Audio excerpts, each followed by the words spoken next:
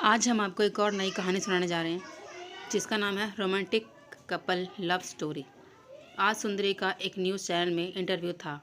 आज सभी की नज़र सुंदरी के इंटरव्यू वाले प्रोग्राम को देखने में ही थी।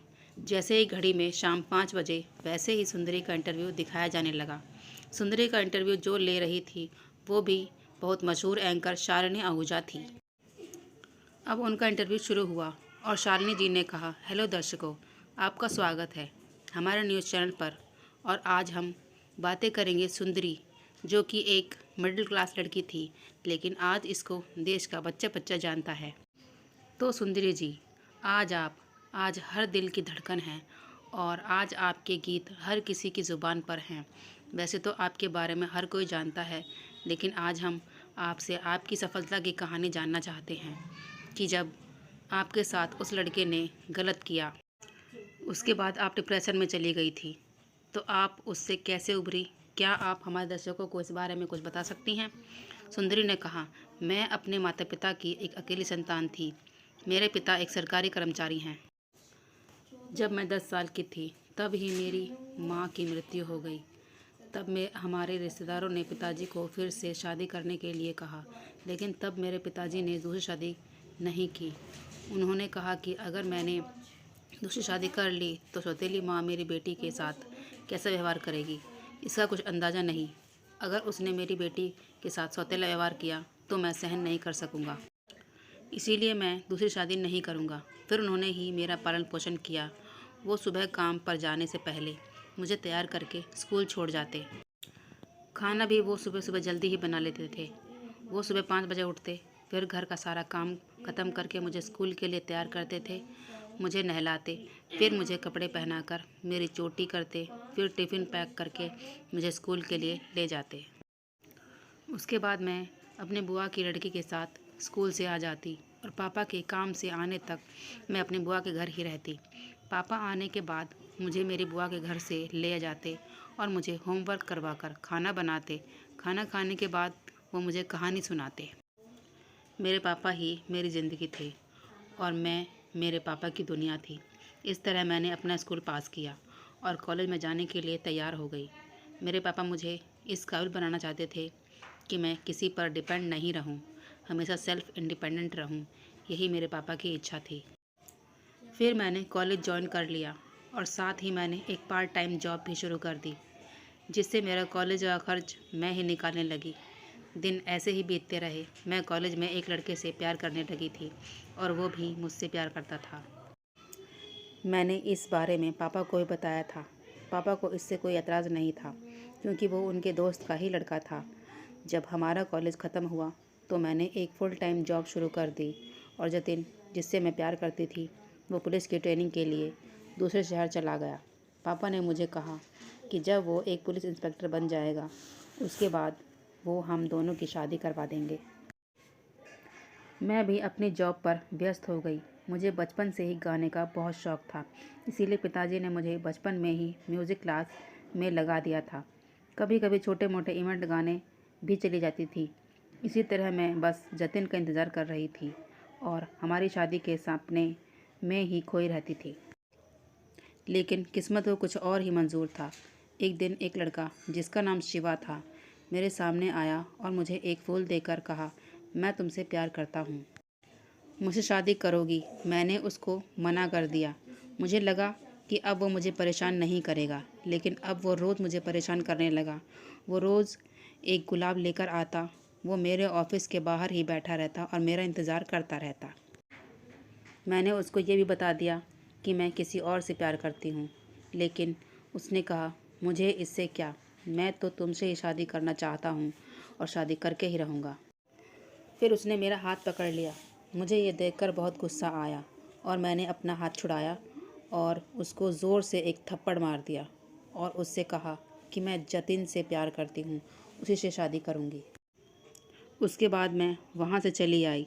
अगले दिन जब मैं ऑफिस से बाहर आई तो वो सामने ही खड़ा था। उसने मुझे कहा कि मुझे माफ़ कर दो, तो मैंने कहा कि कोई बात नहीं, मैंने तुम्हें माफ़ किया। उसके बाद वो ज़ोर ज़ोर से हंसने लगा और कहा, तूने क्या सोचा, ये शिवा तेरे थप्पड़ से डर गया है? तू मेरी नहीं होगी तो मैं तुझे किसी की भी नहीं होने दूंगा।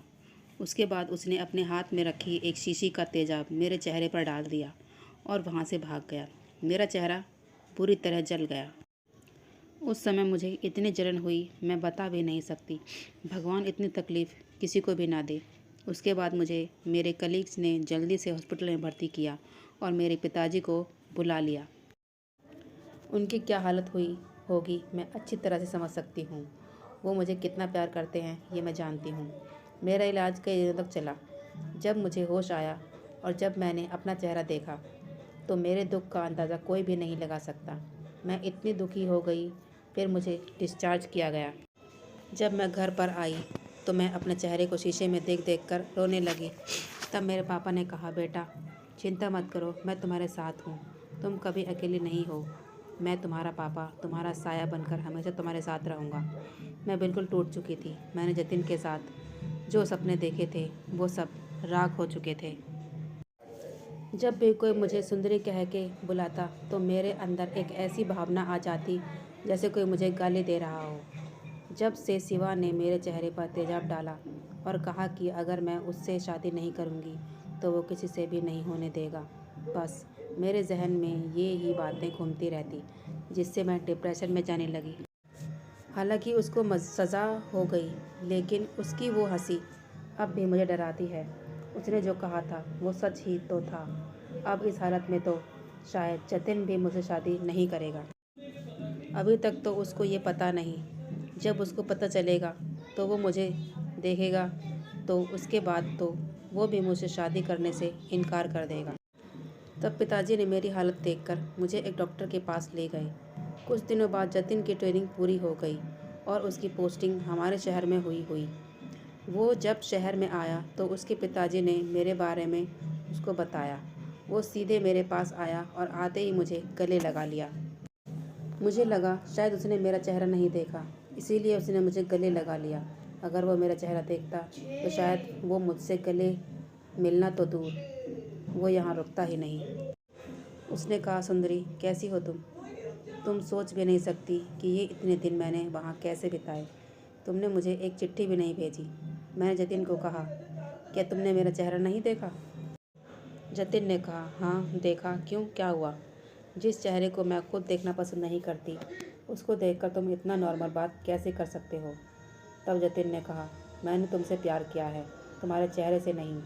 और मैं तुमसे पूछता हूँ, अगर मेरे साथ ऐसा होता तो? तब मैंने उसके मुंह पर हाथ रखा और कहा, भगवान ना करे तुम्हारे साथ ऐसा हो। उसने कहा, तुम्हारे पिताजी कहाँ हैं?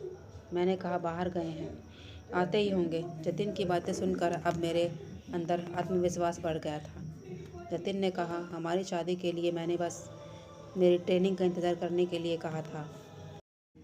आप पिताजी से कहकर जल्दी से किसी पंडित को बुलवाकर हमारी शादी की तारीख निकलवा लेना। तभी जतिन को किसी का फ़ोन आता है। वो कहता है कि वो अभी निकल रहा है, शाम को आता हूँ, अभी कुछ काम है। जतिन से मिलकर और उसकी बातों को सुनकर मेरा मन हल्का हो गया। ऐसा लगा जैसे मन से कोई बोझ उतर गया हो। कुछ दिनों बाद हमने शादी कर ली। पापा भी हमारे साथ ही रहते थे। मैंने कॉलेज के समय में ही जतिन को कहा था कि शादी एक ही शर्त पर करूँगी, पापा भी हमारे साथ रहेंगे।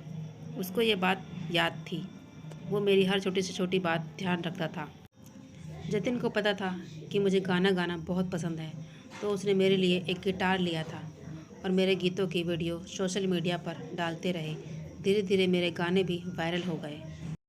उसके बाद तो आप सब जानते ही हैं। सुंदरी कहती है, शालिनी जी मैं आपसे एक बात कहना चाहती हूँ।